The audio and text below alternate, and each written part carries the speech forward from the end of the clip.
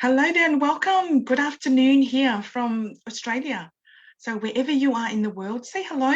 Tell us where you're tuning in from. So if you're watching this live, just put hashtag live or tell me where you are watching this from. If you are watching this on a replay, just put hashtag replay. So today I am sharing with you 6 powerful insights to improve your life. And I've learned this from my mentor, Bob Proctor, who has gone now, God bless him. So, number 1, we become what we think about. You literally become what you think. You know, your character being the total sum of all of your thoughts. So everything that you do comes from a seed of thought. You know, you hold the key to every situation. So if you think you'll win, you will win. If you think, I'll just turn this down. If you think that you will lose, you will lose. You know, if you think that life is hard, it will be hard. Now, it says in the scripture that as a man thinketh in his heart, so is he. So the mind is the most powerful resource that we humans have. You may believe that your mind's main job is to work in our favor, which it is true, mostly true, but that's not always the case, because sometimes the mind works against us. When you try to change something or when you try something new, the mind's job is to protect you. So it will tell you all the reasons why things cannot be done, why you can't do it. You know, it will bring up all the negative thoughts to validate the feeling that it's too hard. So it's your programming will win again and again and again. And it gets in the way of growth. So your confidence will crumble and you go back to where you started from. It takes a conscious and deliberate effort to overcome the comfort zone, you know, that habitual behavior that you always do, you know, and clear the mind of negative thoughts. It takes a conscious effort, you know, but it can be changed. So that's number 1. Number 2, I want to make sure that I'm live here. Yeah, I think I am. Yes. Number 2, don't let the outside world control your inside world. Our outside world is the reflection of what's going on the inside. The outside world has a great influence on our inner world, our thoughts and our emotions. Most people, they allow what's going on the outside to control them, to control their thinking. Now, keep the inside free of weeds, just like a gardener cultivating, you know, and looking after their garden. And this can be challenging for most people, how to control their inside world. If you don't know how to limit how much the outside world can influence and control your inside world, you can reach out to professionals, to coaches, to mentors, and learn from them. But you can do this. Now, you just got to trust yourself. Free yourself from the influence of others. Learn how to express your emotions in a healthy way. Now, it's about self-control, and be always in control regardless of what's going on the outside. So when you suppress emotions over a long period of time, it turns into anxiety. And then anxiety turns into depression. And depression is then linked to disease and illnesses. So you decide who you are and what you want to achieve, and then don't let others change your mind. Number 3, hold and focus on what you desire. What is it do you really want? Or what is it that you want to achieve in life? Because once you have figured out what you want to do, focus your attention on that.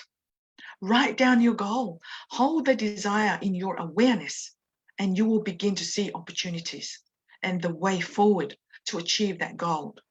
So your job is to come up with what it is that you want, and the how will show up.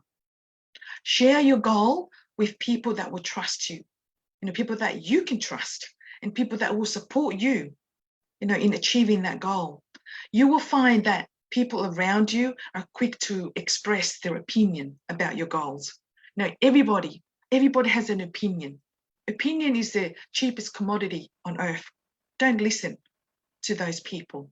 Keep your eyes on the prize and build your way forward. Trust yourself, and allow your intuitive factor to grow. Number 4, don't let criticism knock you down. And that could be from yourself or it could be from others. Criticism is about focusing only on the problem and highlighting the negative aspect of it.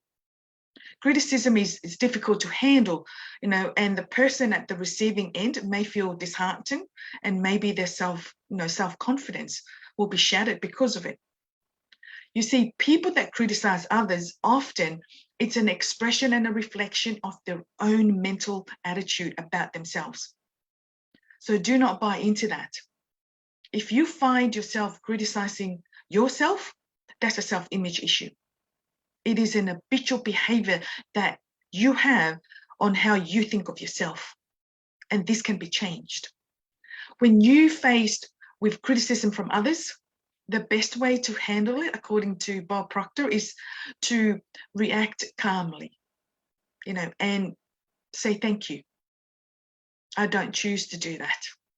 And if you don't react calmly, it's mainly because your self-esteem or self-image needs improvement.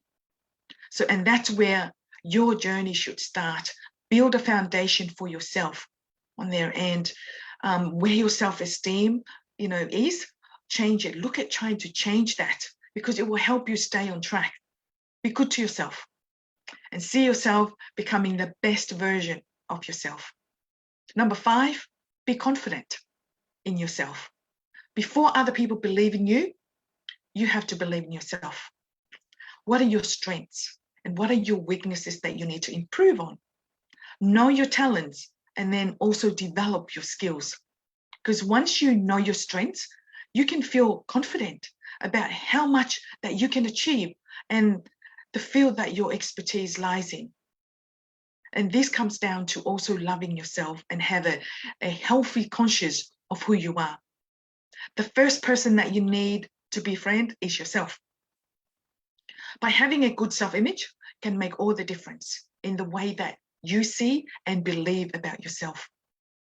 And then the last point, let go of past mistakes, past failings, let go of past hurts and past pains. Living in the past is damaging to your future and makes it hard for you to enjoy the present. Let go of the past. What's gone is gone, and you can't change it, and you will never win. So when you find yourself sharing old stories with friends or maybe families, that make you miserable, then you are keeping them active and you are giving energy to it that you should be putting it in towards your goal. Observe your language and your words that you're using. Are you frequently using should and shouldn't statements?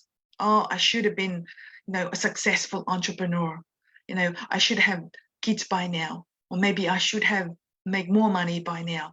The should statements are tools for self-punishment and can really lead you to increase panic, anxiety, and even depression as well.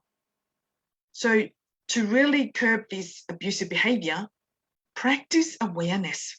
It is healthier and it will also help you break that emotional barrier of the should statements. So you may be thinking about your past in terms of making mistakes. So only they are not mistakes, but they are decisions. There are lessons for you. At that particular time, the reasons behind your decisions were correct. It was just your level of understanding and awareness at that time. So it's what you decide based on the information that you had at that moment. And once you realize this, you'll feel empowered and you'll finally be able to let go of the past. So I have a 12-week program, the Self-Image Accelerator program, that it will help people change the way they see, they think and believe about themselves so they can create the life that they want, overcome past programmings that are holding them back. So if you are interested in wanting to know more about this, then there is a link in the comment. I'll put it below. But know this, that self-image is like a recipe book about ourselves. So if you want to know more, check out the link in the comment, or also book a free coaching session with me if you like. So I hope that you enjoy this video. Keep it simple and be deliberate. Bye for now.